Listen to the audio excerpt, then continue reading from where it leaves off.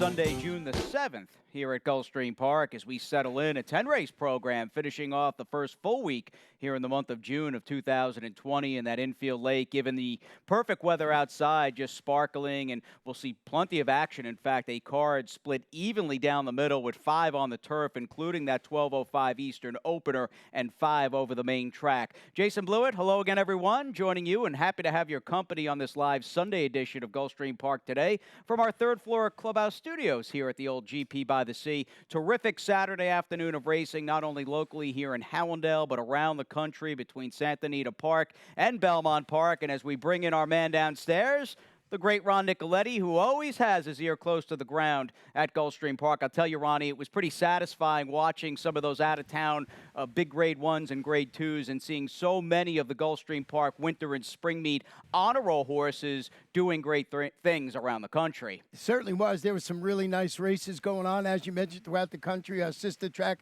at Santa Anita. And we got some interesting stuff happening here next week. We'll be talking about later with an allowance optional claiming race with some really Triple Crown ramifications. Yeah, big day for trainer George Weaver, in fact, because he wound up winning the Game Face Stakes here with Up in Smoke, who was quite good, cutting down Bernie, who had been on such a good run. And as we were saying yesterday, you might think the Prioress and/or Test in New York would be on the radar for her. And then a bit later on, maybe an hour or so later, it was Vacoma who had won the Sir Shackleton here on the Gulfstream Park Florida Derby undercard, getting it done with a 110 buyer, actually, in the Grade 1 card. It really ran well, and it's good to see Vacoma making up maybe for some lost time, and a major player, needless to say, moving forward into the Metropolitan Handicap a bit later in the summer, in fact, on 4th of July. Now, as we go forward, we are still, I think, very much adjusting to our new Wednesday racing, Thursday dark, Friday through Sunday in action here at Gulfstream. And in fact, the horse in front there, Network Effect, that's him winning a Florida-bred stake. He was second behind Vacoma in yesterday's Grade 1 Carter. But a post time of 12 noon, 12:05 Eastern moving forward. And with Wednesday, June the 10th, with us in action, we've got, I mean, how about that 9th race? You talk about just a welcome surprise looking at the 3-year-old Firepower in that $100,000 allowance optional claimer with 2 from Patrick Biancone and another major player from trainer Ralph Nix's barn. 3 horses in that race with points to get into the Kentucky Derby or the Triple Crown thing. So excellent horses. I'm looking at it in 6-5 on Ete Indian. I think it's a good price on that horse. I think that's the one to beat. Well, he's your facing Tipton Fountain of Youth winner from back here on February 29th, and this will be a rare June appearance in Hallandale Beach for Florent Giroux, who will be in town to pilot that Son of Summerfront from the rail from trainer Patrick Biancone. Shivery 9-2 coming out of that surprising runner-up finish at over at 80-1 behind Tiz the Law in the Florida Derby, and Sole Volante did some good work up at Tampa Bay Downs over their winter meet. He'll have Luca P from the outside at 9-5 on the morning line. Now, transitioning back to what's going on here, and with a little bit of housekeeping out of the way, we set sail, Ronnie, in about 60 minutes time, give or take, with the opening turf race on the program. And the first leg, of course, it coincides with the start of the early pick 5. And I've got a 3-horse spread. In fact, a race I just put a lot of emphasis on horses that have run relatively well at this 5-furlong distance on the turf in the past. I've got another 3-horse spread in the second race, 3 rematchers from a race we'll discuss on March 22nd. Another 3-horse spread in the third race this afternoon. A pretty tricky race. I'm curious to see how the 5 Scatnap is going to do, and if she's able to rebound off a subpar performance most recently and built the play around in that upcoming Sunday 4th race. It almost looks like a potential free ride type single, if you will, Ronnie, in the number 7 Freedom Force. I want to be clear, though, with him. Against this field at this level, I look at Freedom Force, who's first time Todd today. He's a now or never horse, as far as I'm concerned, at busting through that Florida bred restricted maiden special weight condition. Yeah, I mean, he's a $600,000 Florida bred son of American Pharaoh. He better start winning real soon. Yeah, right. Too deep, in fact, wrapping things up, a $27 play. And like I mentioned briefly, looking at this upcoming 5 furlong turf opener, a 3-and-up filly mare, $12,500 maiden claimer. Don't love anybody in this race, but I just put a lot of emphasis, in fact, heavy emphasis, on horses like the 6 Business in Dubai, who ran well enough, 2 back going 5. My top pick, I'd argue the number 9, Dinner at 5. Her best race was going 5 on the grass here in March, back on March 18th, and the 11, Princess Averill from the outside, whose effort 2 back will put her right in the thick of things. In fact, you saw the same thing I did, Ronnie. I just wanted the horses that had already shown up relatively in good shape here going 5 on the grass. Yeah, we got the exact try in there. Dinner at 5, 2 for 3 in the money on the turf. Goes back to the grass today and drops to this 12-5 level after hitting the board. And two of those off the turf events at the 25 level. Dave Brady, and you're getting Edgard's Eyes in the saddle. Had a multiple win day yesterday. And you're right about Princess Averill beating a half length at this level and distance on the turf a couple of starts back. Also going back to the grass today after finishing third. The race moved from the lawn to 5 on the main track. And you're going to see a lot of that because we've had an inordinate amount of rain over the last couple of weeks. We absolutely have. Now, the main is fast, the turf is firm, and the sun is shining as we move on to race number 2. First of a handful of races over the main track, and more or less this 3-and-up filly mare 3 lifetime claimer is a facsimile to a group that faced each other back here on May the 22nd. And I felt as though going into that third race on that card that for the level, it was a pretty tough field, and I remember noting that in the pre-race conversations. Now, Bimini won, Got the Gist was second, Painterfest was third, yet a horse that finished well behind that duo in the number 2 Countenance, I'm hoping turns the tables, and it's a simple play with me backing this 5-year-old mare by Bellamy Road, going back to something I think a very important trait at this time of the year. Second time over the main track, second time this meet here at Gulfstream Park. A little more time to acclimate the trainer, Bob Hess Jr., and I think she's got some dirt races, mainly, of course, the performances of her over the wintertime at Sam Houston. I think she's just a better horse than what she showed, and I'm willing to give her a pass for that Gulfstream Park debut. Yeah, one I might have missed in there. She's 4-1 on the morning line, but I did go with Got the Gist. The number 7 is making the third start, back from the layup, responding to both the drop down in competition and the surface switch with that second place finish at this level in distance. Georgina Max is going to have it go to Jock MCL Jaramillo, and I just looked up a stat that you can find anywhere, but I thought it was something you should see. When Georgina Baxter and MCL Jaramillo hook up in 2019 and 20, they're 14 for 44, 32%, and a $2 return of investment. So just wanted to put that out there. So when he's on the horse, I always give them an extra look when Georgina's riding MCL. Here's the third race back on the turf here. This Sunday card continues, and we're up in class. Moving on to this 3-and-up filly mare, non-win is a 1 allowance optional claimer that I'm curious to see. I feel as though you've got the top 2 choices, first and second, Ronnie. We'll see ultimately who's favored, or you have a long shot in this race. I'm thinking you picked the Deuce Lovely Lovey. No, you're right next door with the 3 Sensible Myth, who is an important, I think, cog to this race, whether you think she can stay the distance, which I don't, or you obviously do, because she's got early speed. I thought this race would have a quickly run pace, and she might ultimately just help to set it up from somebody off of it. But what do you like about a horse who I thought was a little suspect here going 8 furlongs? Yeah, well, 12-1 on the morning line. It's my long shot of the day, debuting locally for Leo Gabriel Jr. It's one of my good angles. Leo first here in South Florida. Faced tougher, I thought, on the turf when sprinting at the fairgrounds and on the Kentucky circuit. I think this one's part of the pace this afternoon when stretching out around 2 turns. I like the connections. They do a good job. I think the little bit of a class relief is a shot. It's my long shot. I personally thought Scatnap was the one to beat in here besides my long shot, who I think is going to run well. Right, absolutely. I feel as though Scatnap, like you, is the mare to beat in this race, and I don't know about the 4.5 to 1 with her. She's danced quite a few dances, not coming off one of her stronger efforts, however, and I think that needs to be pointed out. I just don't think she brought her A game here on May 17th, and ultimately, I think how you proceed with her this afternoon, do you give her a bit of a pass in a race where most of the speeds were nowhere to be found at crunch time, or was that maybe not such a great sign in her camp because she only seems to run every 2 to 3 times before a layoff? Is there an argument that maybe she's starting to tail off a little bit? Well, certainly you may think that, but I just thought that she was at this distance. Maybe she had a chance to rebound because she's had 11 previous races at the distance. It's her best distance, 4 starts, 3 wins, 2 seconds. But you got to sort of forgive that last race. Jane Sabelli going to hook up with Joe Bravo on number 5, Scatnap. It's a wide open affair. Reason I jumped in and took a horse that may looks a little different, coming from out of town, trying a couple of different things. That was my thought process. I took an out-of-towner as well in the 9 connectivity. He was just a far better turf horse, and I'm giving her a pass for that Tampa race back on the 1st of May, and I almost look at it at maybe almost knocking off 2 birds with 1 stone. You get a recent race into her, and now it's go time getting back. Again, she's just a far better turf horse who has far better looking, or put it this way, good-looking races on the grass not all that long ago throughout the fall racing season last autumn up in New York, and I'm going to take her, in fact, my second Bob Hess Jr. potential winner in a row here on this Sunday card. I also want to give a brief mention to the 8-team win, who I don't know ultimately how to gauge her and if she stacks up in just the overall traditional class department against this field, because her 1 turf win, keep in mind, she broke her main for 40,000 claiming up in New York over a year ago. I just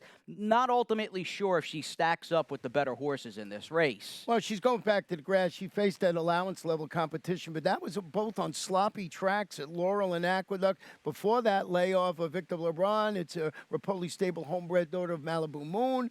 I just think she bounces back in here. I don't know about ending up the favorite in here, but I think she could run her well. But over the last couple of days, Todd and turf racing hasn't been that good. He's had horses that looked a little better on the dirt, running them on the turf. But, I mean, you got to have this horse in your ticket. You never want to get beat by Todd. No, she's a contender and part of the conversation. But, again, a tricky read for me. And ultimately, I like the couple just a bit better than her. We'll see what happens in that 3rd race. Moving on to the 4th, we get right back to the Pletcher camp with the 7 Freedom Force. And here's his last out, Breeze, back on the morning of May 29th at Palm Beach Downs. And you get a sense against this field where we know he cost a lot, and he ran well enough in his 1st and 2nd start. His turf race is clearly a throwout. When you look at those first 2 races out of this colt by American Pharoah, and you start to work your way through the field, and where the 3 I'm Beowulf, who hasn't run since last October at GPW, and the 1 Sandy's Blaze, who showed nothing in his return to the races off a long layoff towards the end of May, this is just, it's now or never for this horse if he's going to break his main here in Florida bred maiden special weight restricted at the state bred restricted level. Yeah, I was sort of, I wanted to see how Todd does with, first time in his barn with horses going from turf to dirt, and I didn't know what I was going to get, and it was a very limited sampling, but it was okay. I figured I'll show it anyway. First after a trainer switch, going turf to dirt, doesn't do it very often. He's 3 for 9, 33%, 56% in the money, but a positive return investment, just something I looked up, and I said, gee, I would thought it would be more, and it wasn't, but it's a good stat nonetheless. Yeah, good stat for a horse who's probably going to be around 4 to 5 or so. He's going to be a massive favorite. Who's the main danger? I guess the main danger is probably just Freedom Force. The only way he doesn't get it done in this race is if he just doesn't show up, because if he runs back to his 1st or 2nd start, he might just be too good. Who do you think's the main threat, though, if he doesn't bring his A game? Well, I used the 6 Princely God in 2nd, who's going to get Lasix this afternoon. First start since that promising special weight debut here during January, in which he stumbled at the start. He rushed up in that race to get the lead, and he tired, from his earlier efforts. He finished 4th, going 6.5 furlongs. He's sort of intriguing to me. I also put Halo's Dance, who I see you have somewhere on your ticket, and that was my thought process. And yeah, it's Freedom Force's race to lose, but we've seen that happen over the last couple of days where some long shots have won. So I thought maybe Princely God, maybe he got a shot coming off the bench there and ran okay in my estimation before the layoff. We'll take a little time out. We'll be back with more White Bridles. You've got Todd, you've got Mike Maker, Christophe Comont, and a whole lot more up after this.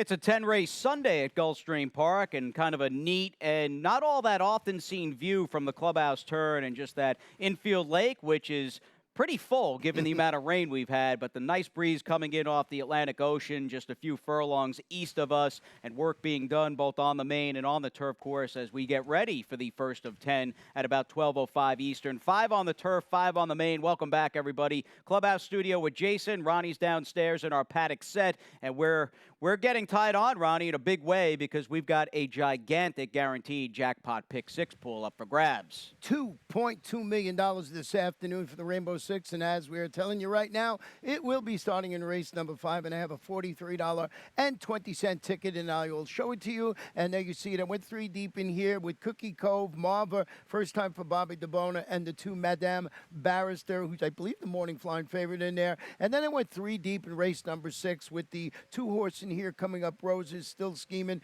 and the horse I like the most in there is Plato. And then in race number 7, a little light here, but I did use this Deer Slayer for Mike Maker and Warrant Officer for Rashawn Creaky. And then in race number 8, 2 deep again here. Here's where I'm really light, I believe, but you got to keep the ticket affordable. I went with Like You and Indy's Jewel. 2 deep in race number 9. That is the stake. I use both Christophe Clement's horses. I think Olympic Games is the one to beat, but Traipsing ran so well. And then 3 deep in race number 10, another one of those wide open affairs to end the final race of the day. And Traipsing is the 11 in race number 11. 9. Yeah, the 11. She's the outside, right? Or did I know? I may have numbered my PPs wrong. Let me check. I'm wrong. And Christophe will be running 2 horses in that upcoming featured Treasure Coast Stakes, and good crew there. I mean, you've got the she's the 12. She is the 12. Yeah, all right, so I numbered my PPs wrong as usual. So we're going to have to, you know what, let me think ahead. My late pick 5, add the 12 guys, and give me the 12 on top in the 9th race. In looking at this 5th race to start the Rainbow Six, Ronnie, I almost look at it not as 2 different camps per se, but I think the 2 horses that are going to take the most money, Madame Barrister and Cookie Cove, both look good. They look a little different on paper. Now, to me, though, it was Cookie Cove who is just the now horse, and how sharp has she been over her last few starts. In fact, why don't we backtrack to her last out maiden victory on May the 14th. And the beauty of her is not only is she sharp, she's got that big speed, and clearly that's a combination in a race where she's running for 12.5 at a 2 lifetime claiming condition. That's going to go a long way. Yeah, she's stepping up to face winners today. I just thought she ran really well. You could see it right here with your own eyes if you're watching the show. Paco Lopez named to handle the daughter of Handsome Mike. So, I mean, she's the one I thought you had to beat in this spot, but you can make good case for Madame Barrister and also the number 6, Marva. And what do you like about Marva? You picked her on top, did you? No, I picked the second behind Cookie Cove. Marva now in the Bobby DeBona barn. This one is the daughter of Iqbal. Drops to this level and returns to the turf. Followed that 3rd place finish against $35,000 claimers. That was on the grass. Comes back, stalks and fades. That's against 25 types, going 6 furlongs on the dirt. Sammy Camacho. I like this horse, Marva, going back to the turf this afternoon. And Bobby does a good job when he gets horses first time in his shed row. He absolutely does. Rohan Crichton bats at a pretty good percentage, although this meet he's been a little quiet, but I do think he's making the right move with the deuce, Madame Barrister, where her seasonal debut for him off a 9.5-month layoff in early April came at the hands or hooves against a better field. She didn't do all that much running 2 back, but I like the idea of just realistically dipping her in for a 12.5 claiming price, and I'll take her. It's not even a mild upset. I mean, the 2 and 8 are gonna take the bulk of the play here, and I like the 2 chalks in that 5th race. Now we can move on to the 6th, Ronnie. This is the first of 3 consecutive races where trainer Mike Maker has got a very big impact. Over the series of the next 3, he'll run a total of 4 horses, yet I'm trying to beat that Turfway Park shipper, which we'll expound upon in the 2 coming up roses, with the number 6 Plato, who I think you picked this horse, Ronnie, too, as your top selection. I did. Yeah, and I'll talk about it, more in depth in a second. It's just a good spot for him. Drop in class. He's not, I don't think at this stage of the game, a 6.5 furlong horse, and he gets just a longer race, and he checks both those boxes for me. 3 deep in the 7th. Thank you to the guys for changing my ticket in the 9th. I just looked. I had 2 4 horses, Ronnie, in the 9th, which is impossible, as we know. I used Always Shopping, who's going to try the turf, and I prefer the number 12, Traipsing. Yes, Rapoli Pletcher in the ninth, and Christoph Kamat. Absolutely, guys. Thank you. And then I'm 3-4-9 in a very difficult cash out race, Ronnie, that sees a pretty large contingent of first time starters in that last race, which I think complicates things. You know, you're kind of going on a wing and a prayer in terms of the pick six and the late pick five. Yeah, it's tough the last race. I did go with the 8 Viamenti. We'll talk about it. I just like the work that Darian Rodriguez, the trainer, does. He wins races like 25% up at Tampa Bay, so I threw that one on my ticket. But a wide open affair. But if you got a single like yours, Plato here, you can go a little deeper maybe in that last race, depending on what's in your pocket. And quite simply, of the locals, I prefer Plato by about 3 miles. The horse that may scare me a little bit to an extent just because of the connections happens to be the number 2 Coming Up Roses, who in a way, I think he's the biggest story of the race just because he's such an X-Factor wild card in this spot. Let's backtrack, and for us, this is a very rare trip. I think to Florence, Kentucky on what looked like a very chilly night. I was thinking, looking at the date of this race at Turfway Park, it's January 23rd, so we were less than a week out from the Pegasus, and while we were gearing up for the 4th running of the Pegasus, they were turning for home on a dark, chilly night at Turfway over the synthetic. This horse ran fine in this race, Ronnie, but ultimately, how do you proceed with this colt by Animal Kingdom, who wins basically a very tight 4-horse or 3-horse finish and got a buyer of 26? 26, that's right. I remember that. Well, you know what? I did some stats. I did a stat, and I want you to remember the stat I'm going to show you on this horse in race number 6, because I also have a Mike Maker stat in race number 7. Now, when he goes synthetic to dirt in claiming races, he's 6 for 39, only 15%, 59% of the money, and $1.86 return of investment. So remember that stat, because it's a little different in the next race. It's synthetic to turf, where he's so much better. But I am in agreement with you with Plato on top of my ticket here, who drops to the 12.5 level, stretches out to the mile again. He tracked the action. He finished at, I thought, sort of a sightseeing 6th against those 35 claimers. That was going 6.5. Trainer Juan Alvarado also has Earthquake in this race. Has MSCL Jaramillo atop this horse. Thought it was the one to beat. I'm with you on Plato. We'll see what we get. And I guess, the real issue I have with the 2 Coming Up Roses, if this horse isn't trained by Mike Maker or a high-level, high-profile guy that gets bet, he's probably double-digit odds in this race, because people will go, hey, I mean, he ran real slow, Yeah. and in that race we just looked at Turfway, yet he's probably going to be vying for favoritism, certainly no higher than 4-1 with Paco riding. We'll see an interesting matchup between an intriguing new face against a drop-down local who we like in the 6th, Plato. On to race number 7 this afternoon, and we continue again with this almost mini Mike Maker parade in races 6, 7, and 8, and a very similar trajectory in the form of the 2 Deer Slayer. Now, Mike in this race not only has the Turfway shipper Deer Slayer, he is also running my top pick, the 4 Uncle Andrew. And I guess the complicating factor or trait with both of these horses, Ronnie, that they're not traditional Gulfstream starters. One's coming in from 3 races at Turfway. The other horse who I picked, the 4 Uncle Andrew, is dropping off a claim off 3 races, 2 at Fairgrounds and the other at Churchill. Well, Deer Slayer, remember I told you, remember that other stat near his debut on the turf for Mike, and first starts since defeating those 30 maidens. That was going a mile on the Turfway synthetic surface. But here's that stat I was talking about, Mike Maker, synthetic to turf claimers. He's 12 for 40. 30%, 48% in the money, and a positive return of investment. So just food for thought. It looks like when he goes from synthetic to turf, he does a much better job. But you're right about Uncle Andrew. Boy, that's the one that scares me in this race, coming in from the fairgrounds. Yeah, I don't know. I picked him. I figured he'd be a slightly higher price than Deer Slayer, and just going to keep my fingers crossed, even with the 30 to 16 drop. The Maker factor on the turf will kick in this afternoon with the number 4 Uncle Andrew.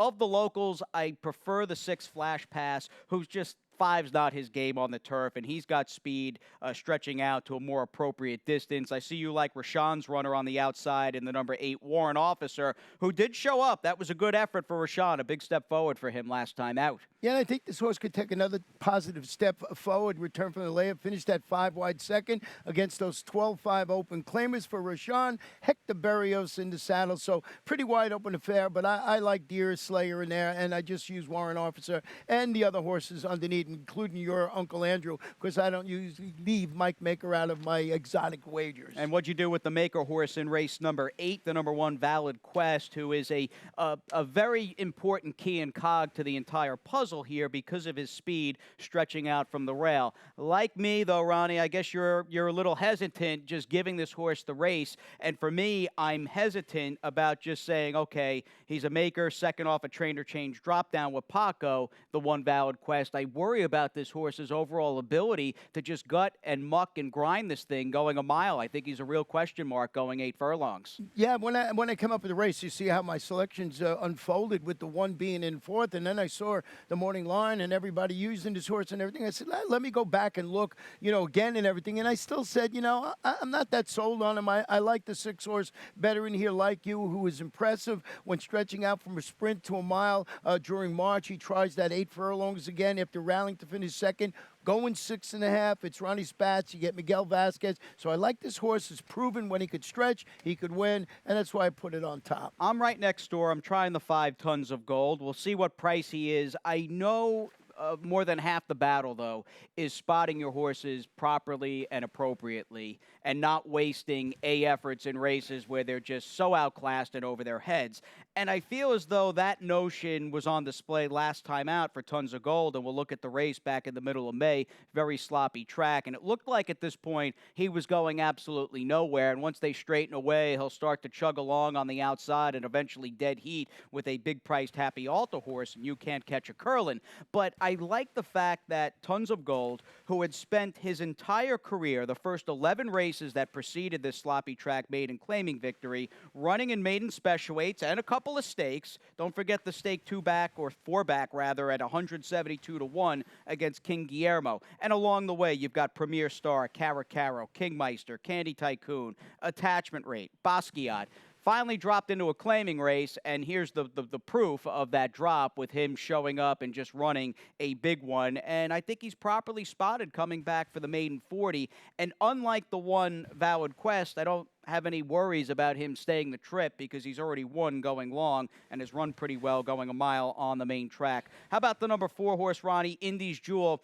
Got to give some props to veteran trainer Alfredo Velasquez. I've never met the man personally, but have followed his career. Longtime face at Parks. He's done okay since shifting his stable down here to South Florida. Yeah, this one's going to debut for him this afternoon after ending his campaign up north with that $40,000 starter optional claiming victory. That was going a mile. It was up, as you said, at Parks. The barn is good with this type of layoff, over 20%. So I just thought this horse fit in their race. Maybe I didn't give enough respect to the 1 horse in here. And I see you used first rate a little further down than I did. Now going to the Saffie Joseph Jr. barn, makes his first start. He beat those 50 maidens. That was back in February.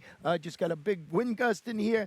Barn is good with new additions to the shed row, like over 30%. All right, race number 9, the Treasure Coast on the turf. Mile and a furlong coming up. You've got the 2 Kristoffs and the 1 Pletcher horse basically sharing top billing. Now, in the case of the 2 Kristoff fillies, let's look at the number 12, Traipsing, not the number 11, as she is coming in off a victory back in the Florida Derby Day opener on March 28th. Watch this ride. I had pulled the replay from this point because I just wanted to highlight how well Joel rode her after breaking from post number 11, and he saves basically every speck and inch of ground you could possibly save before deciding, okay, I got to get her out and got to get her extricated off the fence, and I've got to find a seam. She finds a seam, she's got room, and here she comes with that grinding finish in the yellow silks, the yellow and gray of Stone Farm. I love their colors. They're really great silks. And I consider, and I think a lot of people are going to look at Traipsing this afternoon and go, whoa, she hadn't run in about 560 days. That was her only race since breaking her maiden in mid-September of 18 at Presque Isle Downs. I'm going to judge her and say there's a lot more in the tank, and we haven't seen her best yet whatsoever. Yeah, and that was very impressive. And when you get to go back and look at it, you just see what a great ride by Joel. You're absolutely right. Yeah, but I did go with the number 3 Olympic Games. I mean, I used both on my ticket. The French bred winner at the distance in France. That's what sold me. This horse is proven at this 1 mile and 1/8 distance. Makes her North American debut. for Kristoff. She's going to get the Lasix. And what I like, a really steady work tab showing up on the Payson Park turf course. Emissy El Jaramillo rides this daughter of Olympic glory. And I just thought all of that put together, a previous winner at 9 furlongs, good work tab. I mean, this horse hasn't missed a beat up at Payson Park.